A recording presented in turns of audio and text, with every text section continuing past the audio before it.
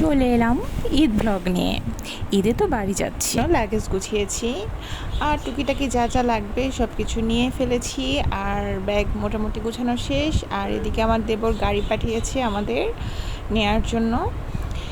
এই যে আমাদের লাগেজ, গাড়িতে লাগেজগুলো তুলে নিলাম। ওয়েদারটা ভালো ছিল, একটু বৃষ্টি পড়ছিল হালকা। তো লাগেজ তোলা মোটামুটি শেষ, এখন বিদায় নেওয়ার পালা।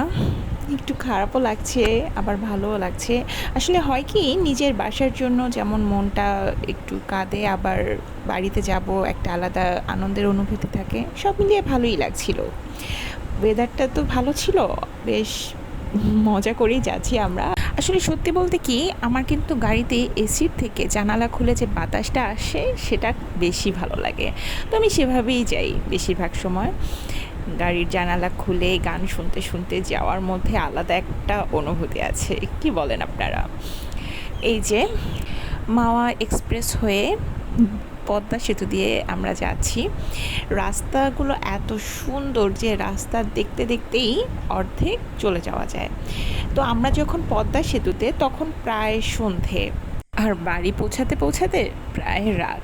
তো যেহেতু দেরি হয়ে গেছে, রাতে আর কোনো ক্লিপ না নিয়ে এই যে সকালে ঘুম থেকে উঠেই দেখছি ঝলমলে রোদের সুন্দর একটি সকাল। গ্রামের এই পরিবেশটা যে আমার কি ভালো লাগে। আগের দিন যেহেতু জার্নি করেছি, সকালে ঘুম থেকে উঠেছিও দেরি করে। এখন ঘুম থেকে উঠে নাস্তা করে এখন একটু রান্নাঘরের দিকে যাচ্ছি, দেখি আজকে কি রান্না হচ্ছে। আর দেখুন, এই রান্নাঘরের জানালা দিয়ে কিন্তু চারপাশের প্রকৃতিটা কি সুন্দর দেখায়, তাই না? আমি প্রায় দেখি। তো এরই মধ্যে রান্নাঘর থেকে বের হয়ে চলে আসলাম একটু উঠানে। দেখি এত সুন্দর সুন্দর শাক হয়েছে। পুঁই শাকগুলো একদম কচি, দেখতেও ভালো লাগে, খেতেও নিশ্চয়ই খুব মজা হবে। এরই মধ্যে ঘরে চলে আসলাম, একটু বাহিরের সাইডটায় গেলাম। এই হচ্ছে আমাদের সামনের সাইডটা। তারপর রান্নাঘরে গিয়ে দেখি রান্নার প্রায় অর্ধেক কাজ শেষ, ভাতটা ভর দিয়েছে। আর যা রান্না হচ্ছে সেটা দেখে তো আমার খুবই ভালো লেগে গেল। পালানের লতি দিয়ে চিংড়ি মাছ, এই খাবারটা কিন্তু আমার খুব ভালো লাগে। আমি জানি না আপনাদের কার কার পছন্দের। আর যেহেতু নিজেদের ক্ষেতের লতি আরও মজা হবে। আর অন্যদিকে করছে পটল, বেগুন, এগুলো ভাজতেছে, এগুলো দিয়ে মনে হয় ভর্তা করবে। আর তো ডাল রান্না হয়ে গিয়েছে, অন্যদিকে হয়েছে মুরগি। তারপর একটু টেস্ট করে দেখলাম কেমন হয়েছে, সেটা দেখতে হবে না?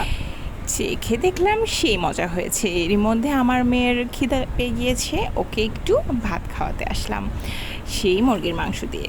বাচ্চারা আবার শাকসবজির থেকে মাংসটা বেশি প্রেফার করে, কি বল। তারপর বাসার সবার জন্য খাবার রেডি করে ফেলেছি। এই যে সব কিছু একদম রেডি, এখন খাওয়া দাওয়ার পালা। তো আজ এ পর্যন্তই। ভালো থাকবেন সবাই, আল্লাহ হাফেজ।